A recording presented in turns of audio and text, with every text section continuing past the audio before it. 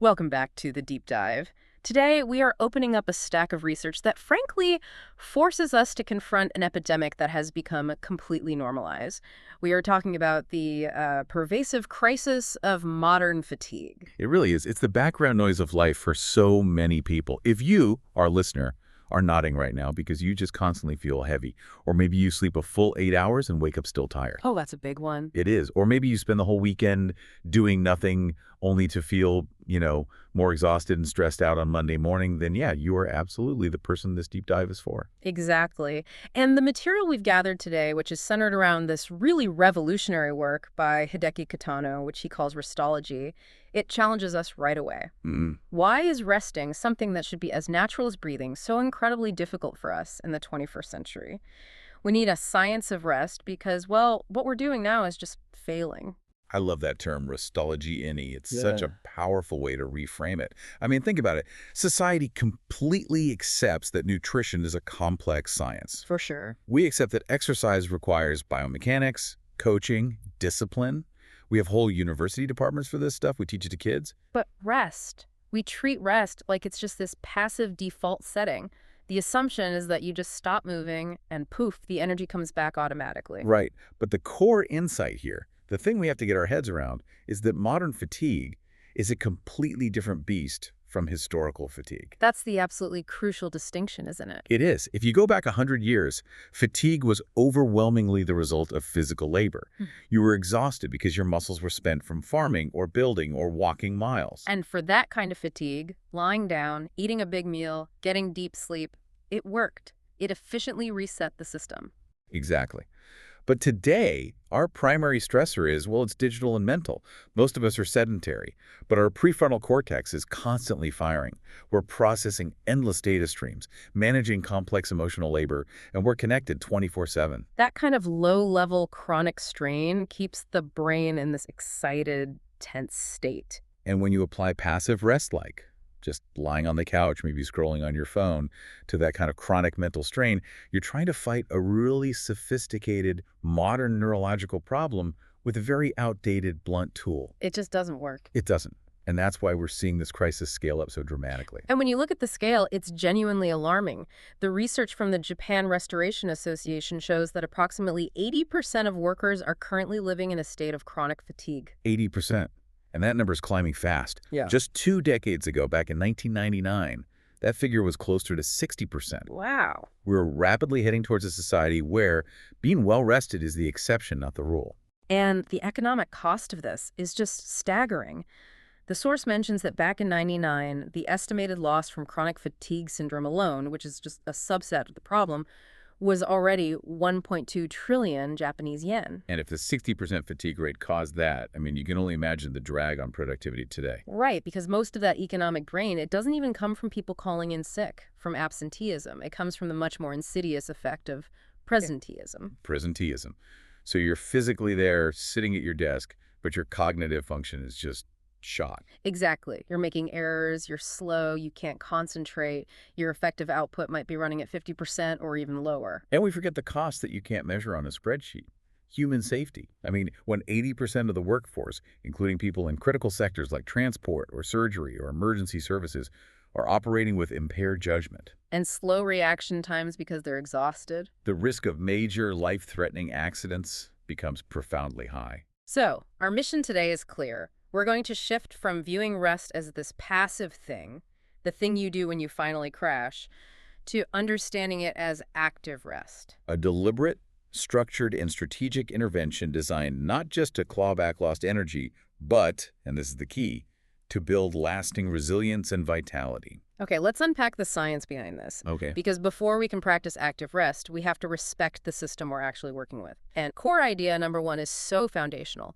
Fatigue is not a sign of failure. It is a sophisticated, life-saving alarm that we have taught ourselves to just ignore. We really need to go right down to the cellular level here. Scientifically, fatigue is just a state where your capacity to do anything physical or mental declines because of overuse.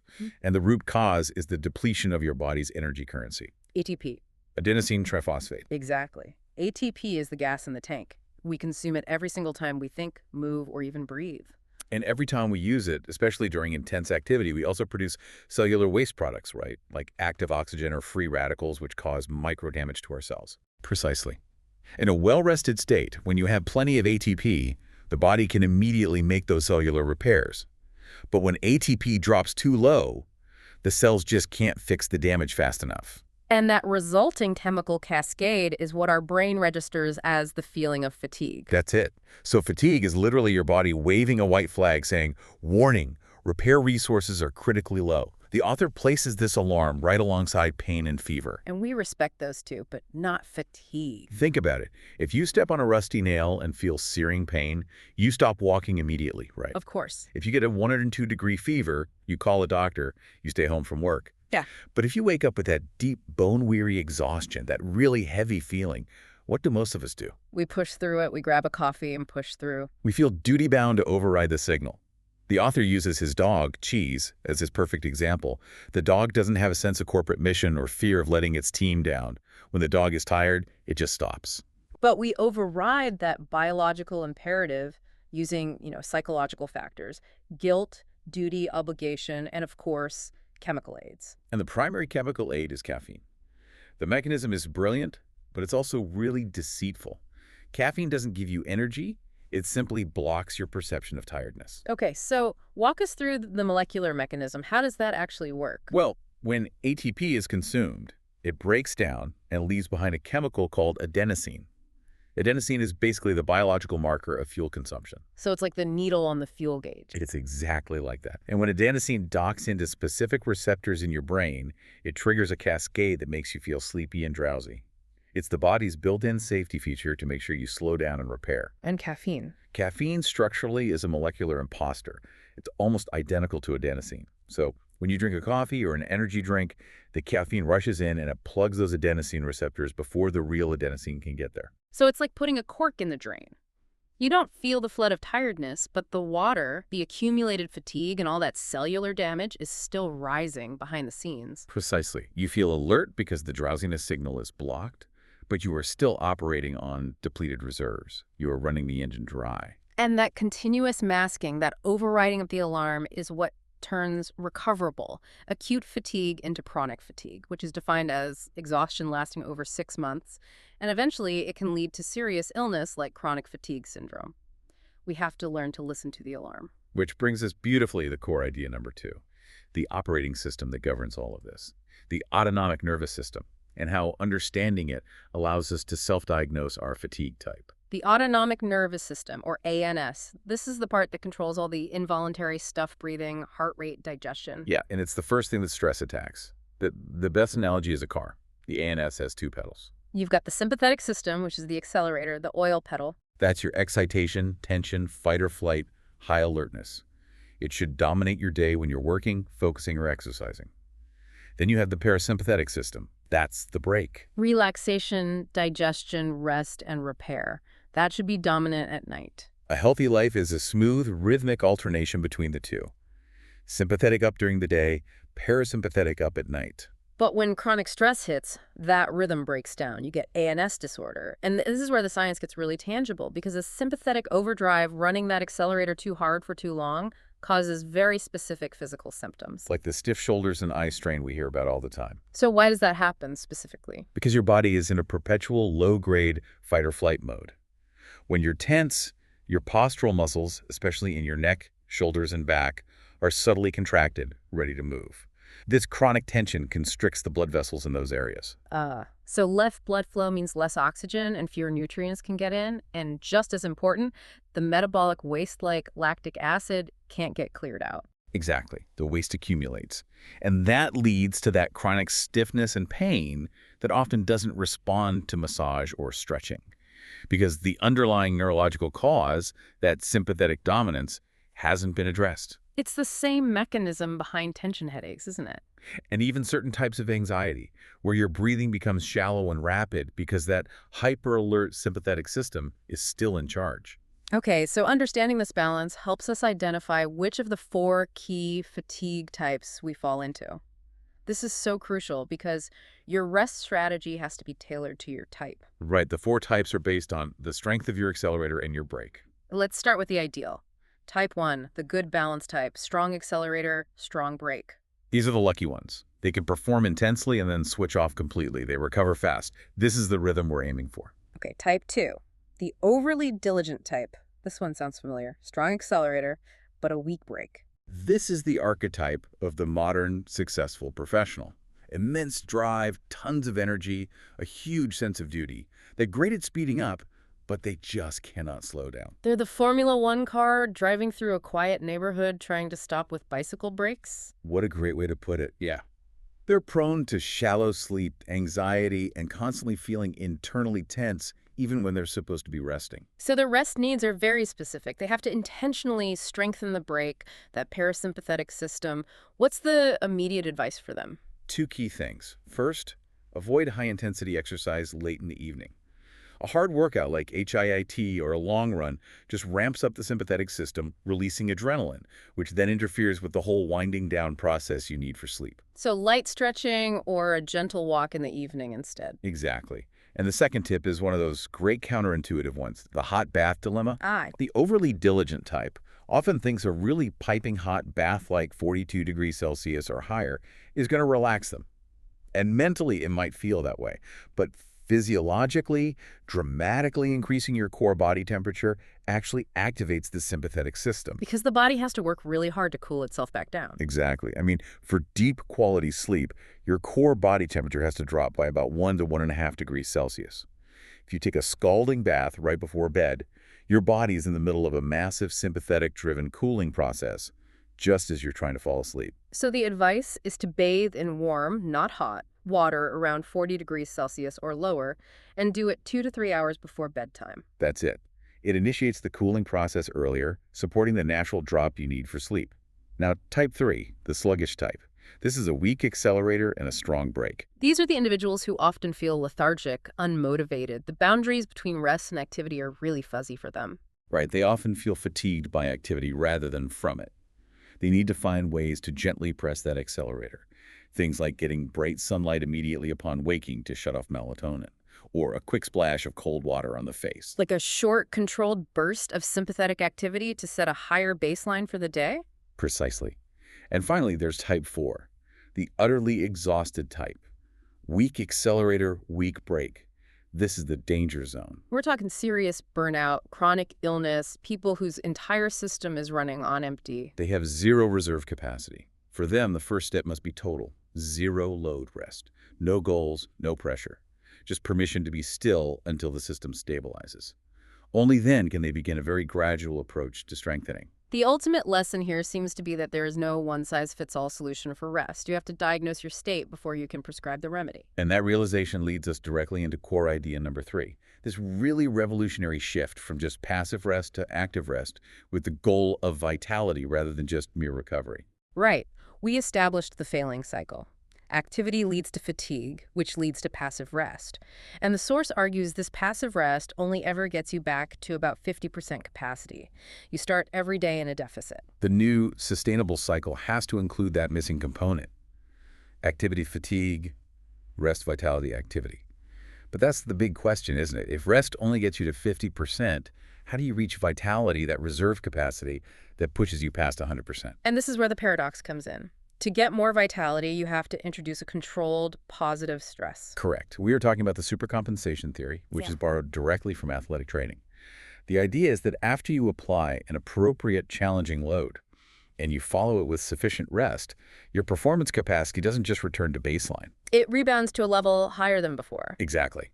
In a physical context, if you lift heavy weights, your muscle fibers tear, performance dips. But with recovery, they rebuild thicker and stronger. So how do we apply that idea of supercompensation to the modern problem of mental fatigue? By applying a controlled cognitive load.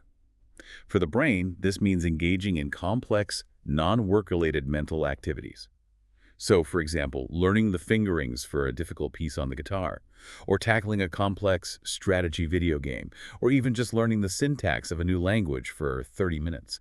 So it's not about just relaxing the brain, it's about deliberately challenging it in a completely new domain. Exactly. The initial load causes a small, positive dip in cognitive function, but the rest period that follows allows the brain to solidify those new neural pathways.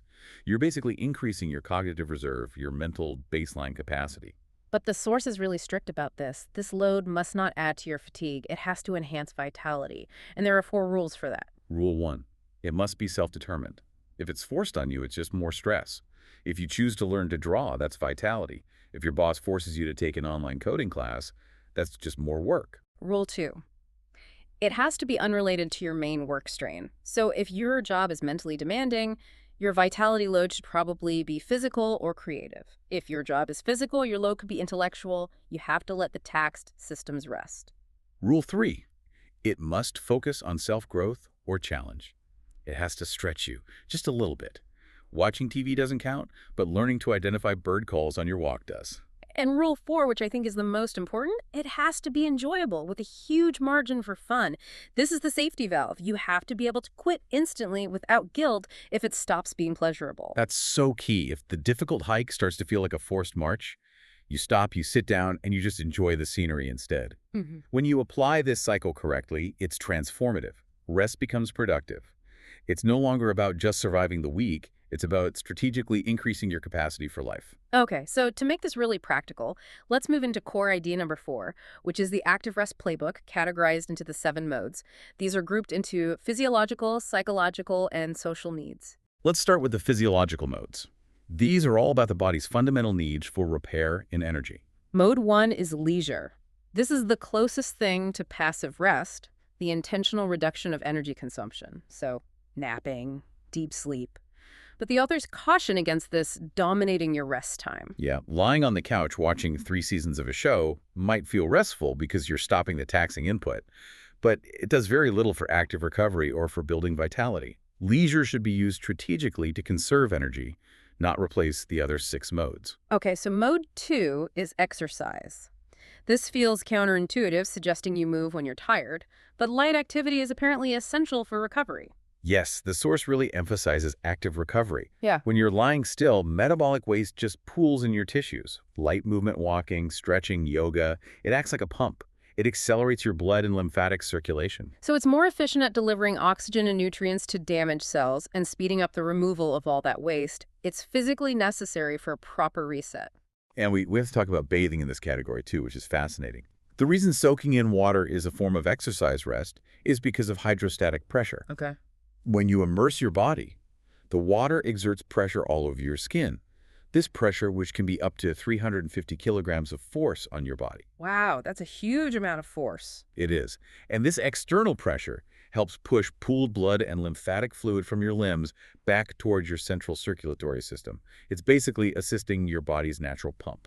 So it's a form of passive physical assistance that improves circulation far better than just lying in bed. That makes perfect sense. Now, mode 3, nutrition. This is way more than just eating healthy. Restology focuses on providing the repair materials and, crucially, giving your digestive system a break. Right, the idea of eating until you're 8/10 full. Why is that so important?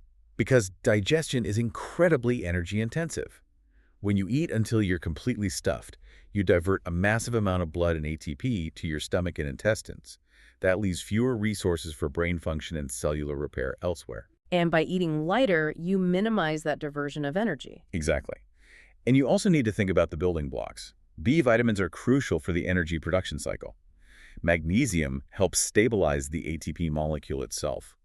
And then you need antioxidants to fight that cellular damage. So colorful fruits and vegetables, blueberries, spinach, things like that. Yep. Okay, moving to the psychological modes. These focus on resetting the mind and the stress response. Mode 4 is intimate interaction, relieving stress through meaningful connection, talking with loved ones, playing with pets, even just physical connection like cuddling. The key here is the hormone oxytocin. It's the love hormone, or happiness hormone. It actively counteracts cortisol, the stress hormone, and strengthens the parasympathetic nervous system. It creates a profound state of calm. And what's beautiful is that it's bidirectional. Both you and your pet or your partner get the physiological benefit. Absolutely. Mode 5 is entertainment. Enjoyable hobbies, games, music, movies. The emphasis here is on pure pleasure and agency. So it's totally personalized. For one person, it might be slow, classical music. For someone else, it could be singing along to loud, fast music. If it genuinely lifts your mood and helps you forget work, it counts as active rest. Then, mode 6, creation imagination, painting, writing, playing an instrument, or even just meditation or daydreaming. The key is that it's non-utility. You're creating just for the sake of it, letting your mind get absorbed in a self-directed task. And finally, the single social mode, but it's a powerful one. Mode 7, environmental change. Our environment puts constant subconscious stress on us. The sights, the sounds, the smells of our routine workplace or home actually contribute to our fatigue. Environmental change means disrupting that routine. And you don't need a major vacation for this, right? Not at all. It can be as simple as rearranging your desk or changing the art on your walls or just eating your lunch in a sunny park instead of at your desk. Even changing your clothes is included here. It seems so trivial. But it's not. Changing from work clothes into comfortable leisure wear, even if you're working from home, sends a powerful signal to your nervous system. It helps demarcate the boundary between accelerator time and break time. So we've established the science and the methods, but now we really need to reflect on why these methods feel so challenging to adopt. And that means confronting the pervasive societal guilt that surrounds the idea of rest. We are fighting generations of cultural programming. The source highlights this tendency, which is particularly strong in East Asia, to view hard work and self-sacrifice as the ultimate virtue. The Japanese greeting, "Thank you for your hard work," just perfectly encapsulates this. It implies that if you aren't fatigued, you haven't worked hard enough. Exactly. And we have our own version of that in Western hustle culture. This pressure to be constantly available, to reply to emails at 10 p.m., to wear exhaustion like it's a badge of honor. It creates this huge psychological barrier where admitting you're tired feels like admitting you're weak or that you lack commitment. And this barrier directly feeds into the fatigue statistics. We talked about that startling number. 90.7% of women in their 30s report being fatigued. That is overwhelmingly the highest demographic. And this isn't just about longer work hours. It's about a really complex intersection of responsibilities that hits a critical stress point at this age. It's the triple burden. They're managing professional careers, which demands sympathetic overdrive all day. They're managing domestic labor, which is often emotionally taxing and physically uncompensated. And very often they're managing childcare, which is a 24-hour demand that profoundly fragments sleep. So their sympathetic system is maxed out from work, and their parasympathetic system, the break, is constantly being interrupted and weakened by the nonstop demands of the other two burdens. It's a systemic inability to achieve deep restorative rest. Which really highlights that rest is not solely an individual problem. It's a societal one that requires structural support. Let's loop back to the traditional coping mechanisms that fail us, sugar and alcohol, and really drive home why they are biological traps that just perpetuate fatigue. Let's take the sugar craving. It's driven by stress hormones. When you're stressed, your adrenal glands release cortisol, which naturally raises your blood sugar to provide emergency energy. Then your body releases insulin to manage that spike. And if the insulin overshoots, your blood sugar plummets and you get that massive crash. And that crash then triggers more cortisol to stabilize your glucose, which is what drives that intense, sudden craving for quick energy, usually sweets. When you eat the sugar, you get a temporary rush, but you're activating the sympathetic nervous system precisely when you need the parasympathetic system to kick in. So it's a stress response disguised as comfort. The relief is brief, and the long-term cost is just greater exhaustion and worse sleep. And alcohol is a similar deception when it comes to sleep. A lot of people use it as a sedative, and yeah, it helps them fall asleep faster because it depresses the central nervous system. But the quality of that sleep is completely fragmented. Totally. Alcohol severely disrupts the natural architecture of sleep, the alternating cycles of NREM, or deep sleep, and REM, or dream sleep. It suppresses REM sleep. And as the alcohol metabolizes later in the night, it causes this rebound effect, leading to light, fragmented sleep, and frequent waking. Plus, your liver is working overtime on detoxification, which is itself an energy-consuming process that generates more fatigue. You wake up with a physiological debt. This brings us to a reflection on sleep quality versus quantity. The source explicitly debunks the old myth of Cinderella time, that you have to be asleep by midnight for optimal health. Right, the idea that growth hormone is only released then. And that is just fundamentally untrue. Growth hormone is crucial for cellular repair, yes, but its release is tied to the deepest phase of non-REM sleep, the N3 stage, not to the time on the clock. So if you're a night owl and your deepest sleep phase is at 4:30 a.m., that's when the growth hormone will release. Exactly. The lesson is to focus on strategies that maximize the depth of your NREM sleep, not to adhere to some arbitrary bedtime. And we can't overstate the neurological importance of NREM sleep. It's during this deep sleep that the brain clears out the neurotoxic waste product called beta-amyloid protein. That's the protein that accumulates and is associated with a higher risk of dementia and Alzheimer's disease. So quality sleep isn't just about feeling good tomorrow, it's a vital preventative measure for long-term brain health. And finally, we have to acknowledge the warning that sleeping too much can also be detrimental. While you need to repay an acute sleep debt, long periods of excessive bed rest lead to physical deterioration. You can lose up to 1% of your muscle protein per day of excessive immobility. Which just reinforces the need for that exercise-type active rest, even on your recovery days. Okay, we've reached the final segment. Let's translate all this restology into concrete, actionable steps for you, the listener. Takeaway number 1 is perhaps the biggest mindset shift. Plan rest first, work second. This flips the whole script. The common pattern is to see rest as the reward you get after all the heavy work is done. But by then, you're already in energy debt, operating below 50% capacity. The German model cited in the source is so instructive. Plan your major rest periods and long holidays before the busy period hits. You use that planned rest as an energy storage mechanism. So if you know you have 2 weeks of grueling deadlines coming up, you take a planned rest day beforehand to charge yourself up to 100%. You approach the load with maximum efficiency and cognitive reserve. And this requires a change in your calendar routine.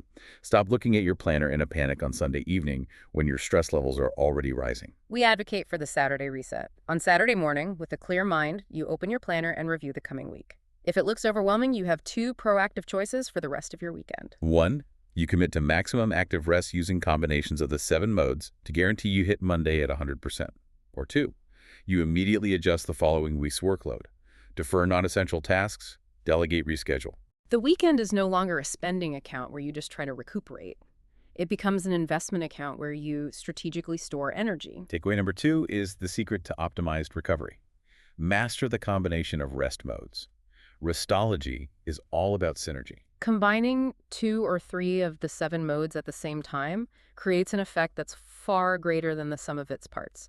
This is where your creativity comes in. Let's use some specific examples. Instead of just passive leisure, you design an intentional meal. You make a simple, healthy hot soup. That's creation, imagination, and nutrition. Okay. You eat it outside in the garden or by a window with natural light. That's environmental change. And if you share it with your partner and talk about your day, that's intimate interaction. So that's a 4-mode synergy in one simple act. Exactly. Or a nature reset. You go for a slow walk in a park while listening to music you enjoy. That's exercise and entertainment. While walking, you intentionally let your mind wander and daydream. That's imagination. You're restoring multiple systems at once. It's about moving from resting passively to resting proactively. And takeaway number 3, utilize fragmented time. We often dismiss short breaks, thinking rest needs hours. But highly intentional microactions, even just for 1 to 5 minutes, can significantly shift your autonomic nervous system. So those little moments of dead time, waiting for the coffee to brew, a meeting starting late, those are your opportunities. Use them intentionally. Step outside and take 10 deep, slow, diaphragmatic breaths. That immediately initiates the parasympathetic response. Or just change your visual field by deliberately looking out the window at a distant object for 60 seconds. And this leads to the final, essential practical tool, the stress coping checklist. You need a personalized, easily accessible list of 5-minute actions that you know will reliably relieve pressure or boost your mood when stress hits. This is your immediate intervention plan. And the simpler and stranger, the better. Humming a favorite tune activates the vagus nerve, which aids relaxation. Getting up and clipping your nails gives you a sense of control over a small, contained task. And my personal favorite, the physical release method. Write down your current anxieties on a piece of scrap paper and then dramatically tear it up and throw it away. That physical act of tearing is a controlled expulsion of pent-up emotional energy. This deep dive has fundamentally redefined what it means to be tired and what it means to recover. Fatigue is a systemic breakdown caused by a mismatch between modern stress and outdated rest techniques. And the solution, restology, is an active skill. It is a technology that has to be learned and refined through trial and error. You have to become the scientist of your own rest, experimenting with different combinations of the 7 modes to find what truly moves your vitality needle. Which brings us to our final, provocative thought for you to consider as you integrate this into your life. We have to redefine our responsibility when it comes to rest. In an era where complex cognitive function is our highest professional asset, it is no longer an indulgence to rest. It is a professional responsibility to proactively detect your own fatigue and address it.